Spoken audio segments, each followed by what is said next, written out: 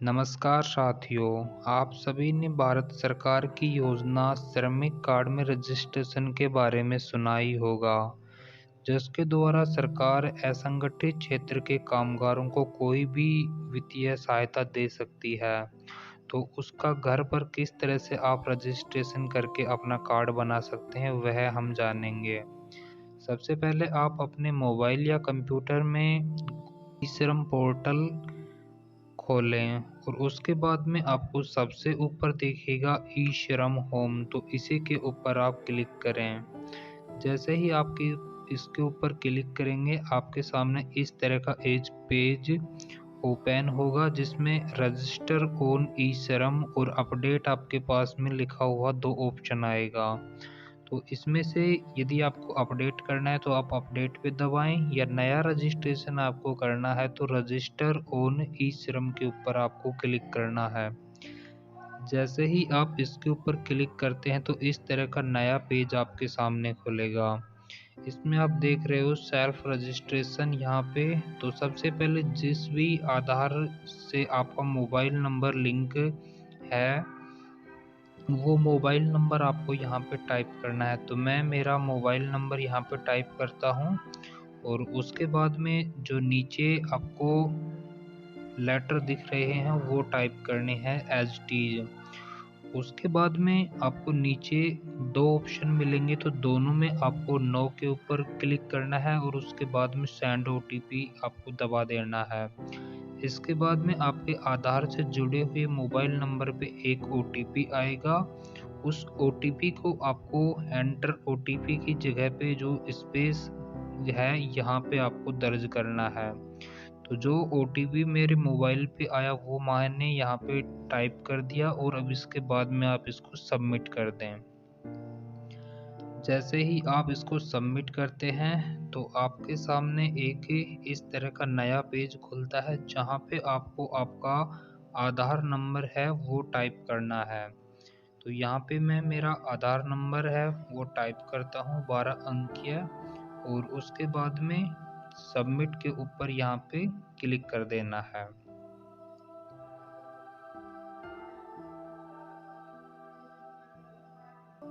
इसके बाद में आपके सामने इस तरह का एक नया पेज है वो ओपन होता है और इसमें जो रजिस्ट्रेशन की प्रक्रिया है वो हमें करनी है। यहाँ पे आपको अपना एड्रेस वगैरह जो बैंक डिटेल्स हैं वो सब कुछ यहाँ पे फिल करना है। तो स्टेप बाय स्टेप हम देखते हैं। सबसे पहले आपको यहाँ पे एक नंबर तो आपने पहले दिया, उसके अलावा एक इमरजेंसी मोबाइल नंबर और देना है। तो आप कोई भी जो दूसरा नंबर है जो आपके आधार कार्ड से लिंक है उसके अलावा कोई एक नंबर और दे दें आप, जिससे कभी आपका मेन नंबर बंद हो तो दूसरे नंबर पे संपर्क किया जा सके। उसके बाद में आपको अपनी एक ईमेल आईडी है वो यहाँ पे टाइप करनी है। यदि आपने नहीं बना रखी है तो आप ये ईमेल आईडी है वो आसानी से गूगल के ऊपर बना सकते हैं। उसके बाद में आपको अपनी वैवाहिक स्थिति या मैटरनल जो स्टेटस है वो यहाँ पे डालना है। आप विवाहित हैं, अविवाहित हैं या और कुछ है जो भी। उसके बाद में आपको फादर्स नेम में अपने पिता का नाम भरना है और उसके बाद में सोशल कैटेगरी के अंदर आपको आप किस कास्ट से आते हैं, S T, S C, O B C आदि, वो फिल करना है। यह सब फिल करने के बाद में आपके सामने जो ब्लड ग्रुप है इसको आप छोड़ सकते हैं या भर सकते हैं, और उसके बाद में जो डिजेबिलिटी है उसमें भी आप देख सकते हैं। उसके बाद में नेक्स्ट आता है आपके पास में जो नॉमिनी डिटेल्स है वो, यदि आपको कुछ हो जाता है इन फ्यूचर तो आपका जो पैसा है वो किसे आप देना चाहें तो उसकी जो डिटेल्स हैं वो आपको यहाँ पे फिलअप करनी है। तो मैं यहाँ पे जो कुछ डिटेल्स हैं वो फिलअप कर रहा हूँ। तो सबसे पहले आपको नॉमिनी का यहाँ पे नाम भरना होगा, उसके बाद में उसकी जन्म तिथि डालनी होगी। जन्म तिथि के बाद में आपको उसका जेंडर डालना होगा, मेल फीमेल या ट्रांसजेंडर जो भी कुछ है। उसके बाद में आपके साथ में नॉमिनी का क्या रिलेशन है, संबंध है, वो यहाँ पे भरना होगा। इन सभी की पूर्ति करने के बाद में आपको सेव एंड कंटिन्यू के ऊपर क्लिक करना है। इसके बाद में आपके सामने एक नया पेज खुलता है जिसमें आपको आपकी रेजिडेंशियल डिटेल्स हैं, आपकी जो निवास स्थान की जानकारी है वो भरनी है। तो सबसे पहले आपके पास में होम स्टेट जो भी आपका स्टेट है वो भरें। उसके बाद में जो आपका करंट एड्रेस है उसमें आपका मकान नंबर सबसे पहले आपको फिल करना है। उसके बाद में जहाँ भी आप रहते हैं वो जगह आपको फिल करनी है। उसके बाद में आपके पास में स्टेट में अपना स्टेट भरें। स्टेट भरने के बाद में आप अपना डिस्ट्रिक्ट भरें। डिस्ट्रिक्ट भरने के बाद में जो भी आपकी सब डिस्ट्रिक्ट या तहसील है वो जानकारी यहाँ पे देनी है। और उसके बाद में जो आपका पिन कोड या पोस्ट कोड होता है वो आपको फिल करना है। ये सारी जानकारी फिलअप करने के बाद में थोड़ा सा आप स्क्रॉल डाउन करें और उसके बाद में आपको यहाँ पे पूछ रहा है कि आप यहाँ पे कितने दिनों से रह रहे हैं। तो इसमें जितने भी दिनों से आप इस स्थान पर रह रहे हैं वो आपको फिलअप करना है। और उसके बाद में आप माइग्रेंट वर्कर हैं तो इसमें यस या नो के ऊपर क्लिक करना है। और फिर उसके बाद में जो आपके जो परमानेंट एड्रेस है वो सेम एड्रेस है या अलग है तो आप अलग भरें, और सेम है तो आप इसके ऊपर क्लिक करके सेव एंड कंटिन्यू के ऊपर दबा दें।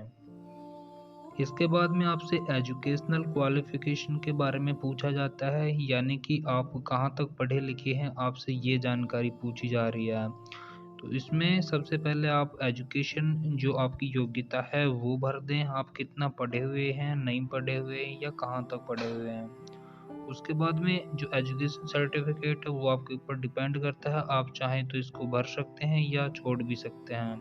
उसके बाद में जो मंथली इनकम स्लैब है, आप महीने का कितना कमाते हैं वो यहाँ पे भरना है। और इनकम सर्टिफिकेट भी आप भरना चाहें तो भर सकते हैं, अन्यथा इसको छोड़ सकते हैं। इतनी जानकारी भरने के बाद में सेव एंड कंटिन्यू करें।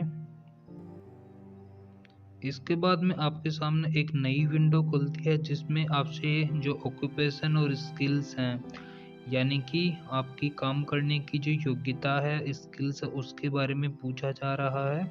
तो सबसे पहले जो प्राइमरी ऑक्यूपेशन है वो आपको यहाँ पे भरना है। इसके लिए इसके नीचे क्लिक करके आप इस तरह का एक चार्ट है वो आपके सामने खुलेगा जिसमें से आप चुन सकते हैं कि कौन सा कार्य है वो आप यहाँ पे करते हैं। इसको स्क्रॉल डाउन करके आप देख सकते हैं कि इनमें से कौन सा कार्य है वो आप करते हैं। तो यहाँ से आप देखकर अपना पेशा है वो चुन सकते हैं। यहाँ पे आप अपना जो भी पेशा है वो भरें। थोड़ा सा जब 2-4 वर्ड आप टाइप करते हैं तो उसके बाद में यहाँ पे शो हो जाएगा, तो वो आप इस तरह से सेलेक्ट कर सकते हैं।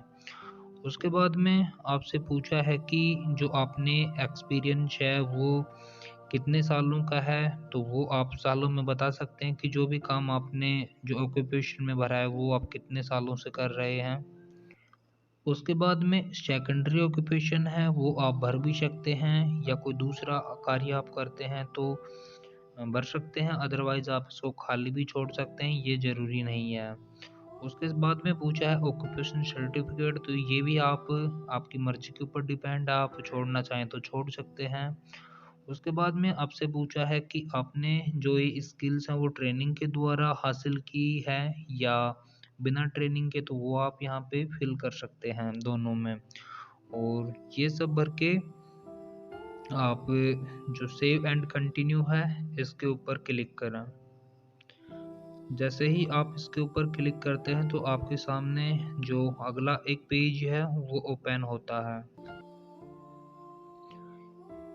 तो यहाँ पे आपसे जो बैंक अकाउंट की डिटेल्स है वो मांगी गई है। यदि सरकार इस योजना के अंतर्गत कभी भी वित्तीय योगदान देना चाहे तो वो सीधे आपके बैंक खाते में डालेगी, तो इसलिए जो आपका बैंक अकाउंट है वो आपको यहाँ पे दर्ज करना है। सबसे पहले यदि आपका आधार है वो बैंक से लिंक है तो ये ऑटोमेटिक फिलअप हो जाएगा, यदि नहीं है तो फिर आपको यहाँ पे मैन्युअली टाइप करना पड़ेगा। तो बैंक अकाउंट नंबर सबसे पहले डालें। उसके बाद में कन्फर्म बैंक अकाउंट नंबर में आपको जो बैंक अकाउंट नंबर है उसको कन्फर्म करना है। इसके बाद में जो अकाउंट होल्डर का नाम है वो आपसे पूछा है, तो जिस भी अकाउंट होल्डर का नंबर आपने दिया है ऊपर, उसका नाम आप नीचे टाइप करें।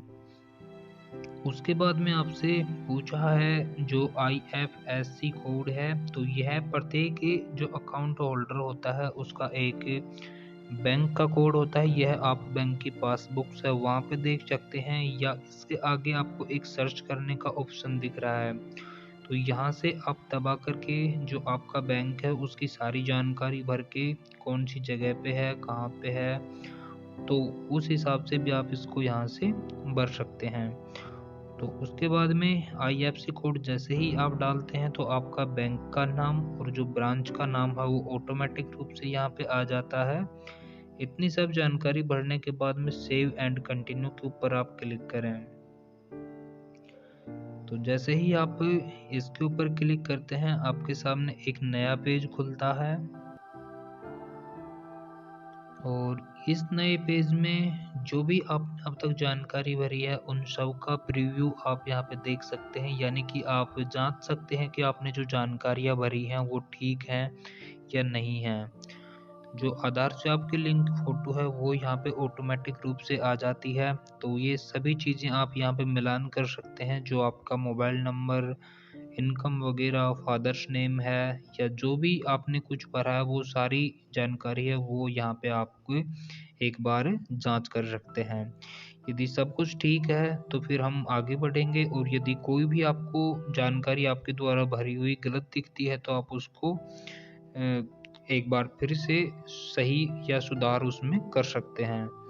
तो यहाँ पे मेरे द्वारा भरी गई जो सारी जानकारी है वो ठीक है, तो यहाँ पे जो एक बॉक्स है उसके ऊपर सही क्लिक करके और मैं जो सेव एंड कंटिन्यू है इसके ऊपर दबाता हूँ।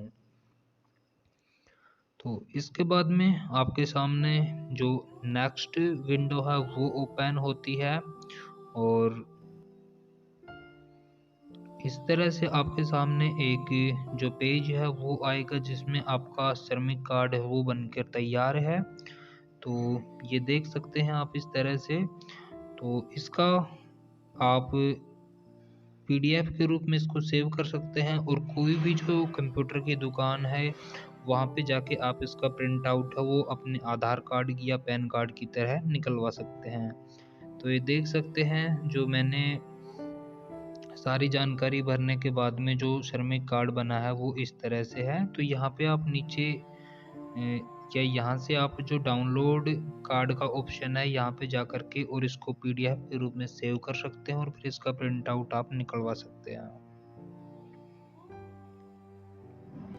यह सब कार्य कंप्लीट होने के बाद में आप कंप्लीट जो रजिस्ट्रेशन का ऑप्शन आपको नीचे दिख रहा है उसके ऊपर दबा सकते हैं एक बार। तो इस तरह से आपका श्रमिक कार्ड है वो बिना एक भी रुपए वेस्ट किए हुए या खर्च किए हुए आप खुद ही अपने घर पर बना सकते हैं, और जो भी सरकार आपको फ़ायदा देना चाहे वो आपको डायरेक्ट जो बेनिफिट है उसका मिल जाएगा।